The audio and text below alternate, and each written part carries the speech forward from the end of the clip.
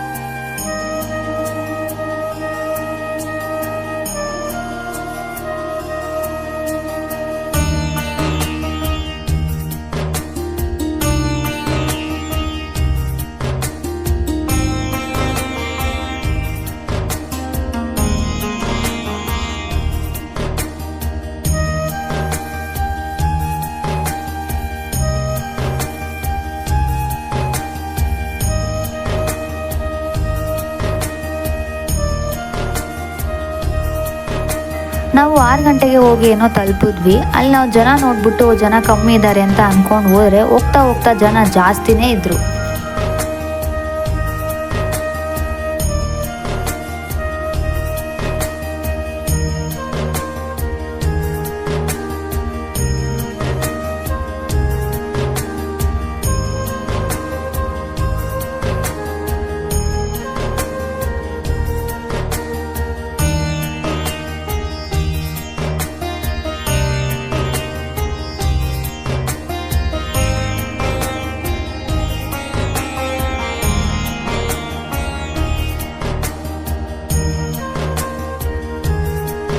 ನೋಡೋದಕ್ಕೆ ನಮಗೂ ಜನ ಕಮ್ಮಿ ಇದ್ದಾರೆ ಅಂತಲೇ ಅನ್ನಿಸ್ತು.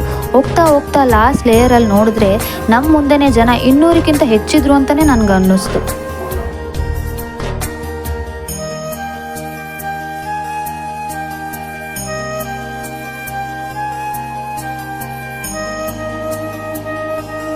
ಗರ್ಭಗುಡಿ ಒಳಗಡೆ ಮೊಬೈಲ್ ಫೋನ್ ಅಲೋ ಇಲ್ಲದೆ ಇರೋ ಕಾರಣ ನಾವು ದರ್ಶನ ಮಾಡ್ಕೊಂಡು ಆಚೆ ಬಂದ್ವಿ. ನಿಮ್ಮ ಮನಸ್ಸಲ್ಲಿ ಏನಾದರೂ ಸಂಕಲ್ಪ ಇತ್ತು ಅಂತ ಅಂದರೆ ಅದನ್ನು ನೆನೆಸ್ಕೊಂಡು ಈ ದೇವಸ್ಥಾನದಲ್ಲಿ ಕಾಯಿ ಕಟ್ಟೋದು ಪದ್ಧತಿ.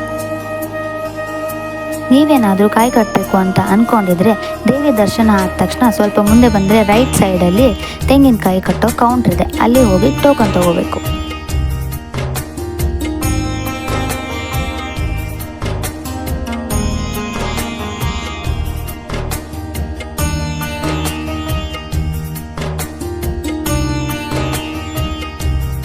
ತೆಂಗಿನಕಾಯಿ ತೊಗೊಂಡಾದ್ಮೇಲೆ ಈ ದೇವಸ್ಥಾನದ ಸೆಂಟ್ರಲ್ ಆಫ್ ಅಟ್ರಾಕ್ಷನ್ ಚಾಮುಂಡಿ ದೇವಿ ಹತ್ರ ತೊಗೊಂಡೋಗಿ ಅಲ್ಲಿರೋ ಪುರೋಹಿತರ ಹತ್ರ ಕೊಟ್ಟರೆ ಮಂತ್ರಿಸಿ ಕೊಡ್ತಾರೆ.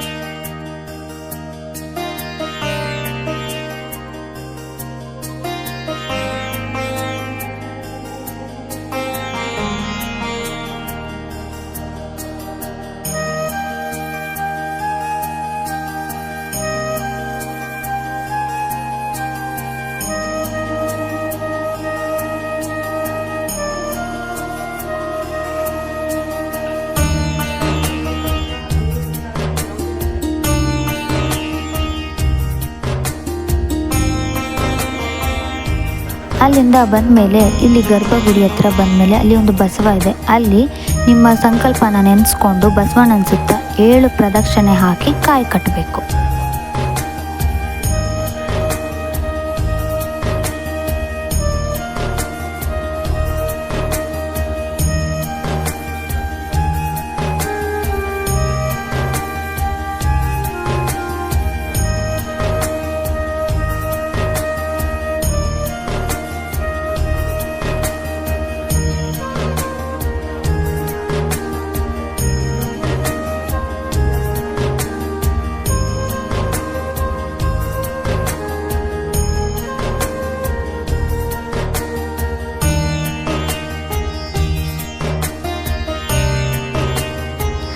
ಕಟ್ ಆದಮೇಲೆ ಇಲ್ಲಿ ನಂದಿ ಜಾಗದಲ್ಲಿ ತೀರ್ಥ ಸ್ನಾನ ಅಂತ ಮಾಡ್ತಾರೆ. ಅದಕ್ಕೆ ಟೋಕನ್ ತಗೋಬೇಕಾಗುತ್ತೆ. ಅದಕ್ಕೂ ಒಂದು ಲೈನ್ ಅಂತ ಇದೆ.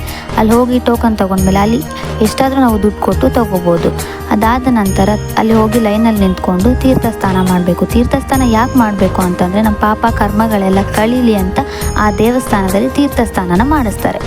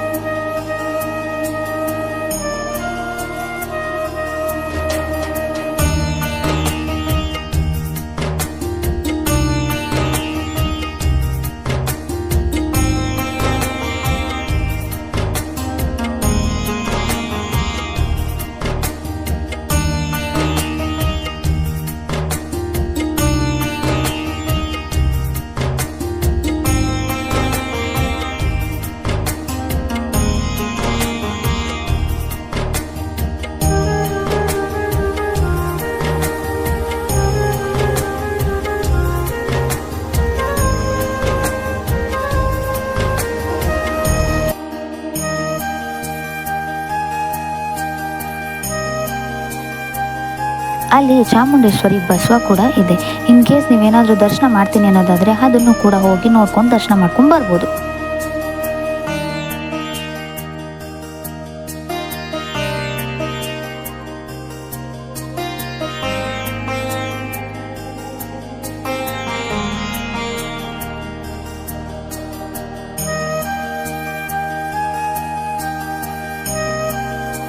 ಇದೆಲ್ಲ ಮುಗಿದ ಮೇಲೆ ದೇವಸ್ಥಾನದ ಹಿಂಭಾಗದಲ್ಲಿ ದಾಸೋಹ ಭವನ ಇದೆ. ಇಲ್ಲಿ ಪ್ರತಿನಿತ್ಯವೂ ದಾಸೋಹ ನಡೀತಾ ಇರುತ್ತೆ.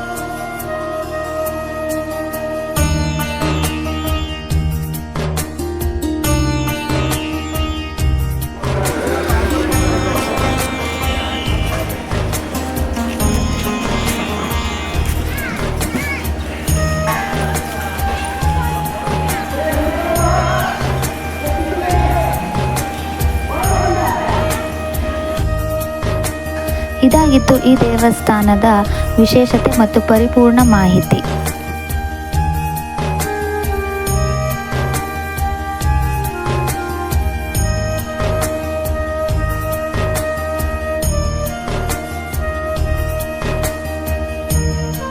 ಸೊ ಇದಾಗಿತ್ತು ಇವತ್ತಿನ ವಿಡಿಯೋ. ಇಷ್ಟ ಆಗಿದ್ರೆ ಲೈಕ್ ಮಾಡಿ, ಶೇರ್ ಮಾಡಿ, ಸಬ್ಸ್ಕ್ರೈಬ್ ಆಗಿ. ಮತ್ತೆ ಮುಂದಿನ ನೆಕ್ಸ್ಟ್ ವಿಡಿಯೋದಲ್ಲಿ ಸಿಗ್ತೀನಿ. ಅಲ್ಲಿವರೆಗೂ ಟಾಟಾ, ಬಾಯ್, ಸಿ ಯು.